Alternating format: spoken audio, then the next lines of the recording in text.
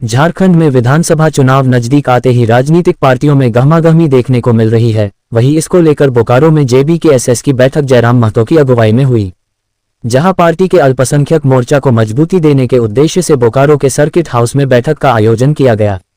बैठक में जेबीकेएसएस अल्पसंख्यक मोर्चा के केंद्रीय उपाध्यक्ष गुलजार अंसारी के नेतृत्व में जयराम महतो का स्वागत किया गया।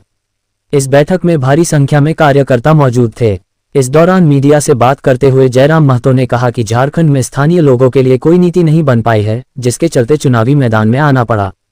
उन्होंने कहा कि बाहर से जो लोग आ रहे हैं उनका स्वागत है, लेकिन नौकरी यहां के स्थानीय लोगों का अधिकार है।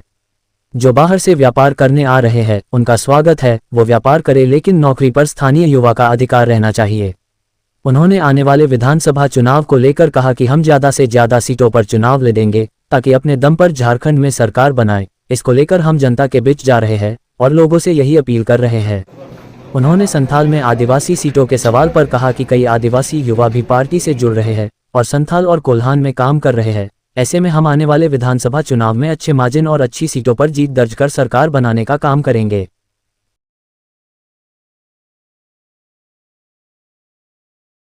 को लेकर प्रवेश करेंगे, इसकी चिंता हम लोग लगातार करते हैं। हमारे बीच में साजिद उर्फ बबलू भाई हैं। लगातार हम लोग चिंतन करते हैं कि आखिर कैसे हम लोग एक बड़ी आबादी जो 55 लाख की आबादी है, और हमें लगता है सबसे पहली बात हमने कभी देखा नहीं, उसमें हम भी सम्मिलित हुए थे।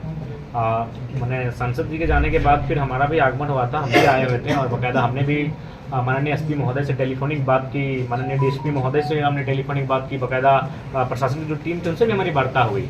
देखिए, जब ऐसे विषय आते हैं उस समय हमें लगता है कि जनप्रतिनिधि और प्रशासन, पुलिस और मीडिया और पब्लिक सबको मिलकर काम करना चाहिए।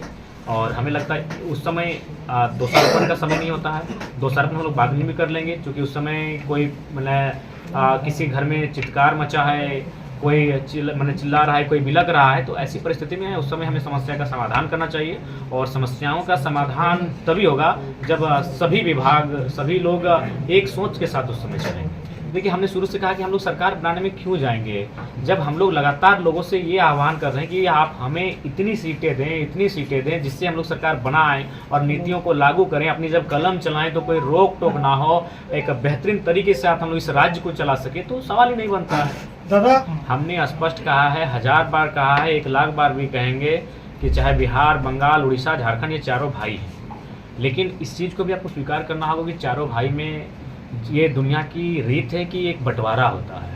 तो मान के चलिए चारों का बंटवारा हो चुका है। अब जो हमारे बड़े भाई हैं, अगर वो आते हैं झारखंड, बिहार, बंगाल, उड़ीसा के लोग स्वीकार है, उनका पाँव धोकर स्वीकार मैंने हम लोग स्वागत करेंगे, बड़े भाई हैं, लेकिन मेहमान नवाजी के तौर पर, दखल अंदाजी के तौर पर। बात को समझिए। काफ़ी प्रलोभन देने की बात कही जाती है उनके जो बीच के, जिसको हम लोग बीच का एक शख्स कहते हैं।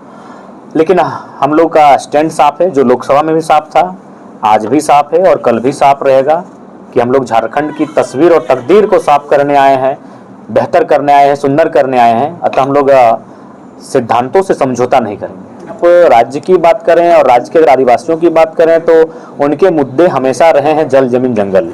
और अगर आज के दौर में अगर कोई नेता या फिर कोई राजनीतिक दल ऐसा हो, कोई संगठन ऐसा हो जो जल, जमीन, जंगल पर मुखर होकर बात करता है, तो नो डाउट हम लोग बात करते हैं। आज पारसनाथ का मुद्दा सामने आया था, सब मौन हो गए थे, कोई सामने आकर बात किया था तो हम लोग बात किए थे।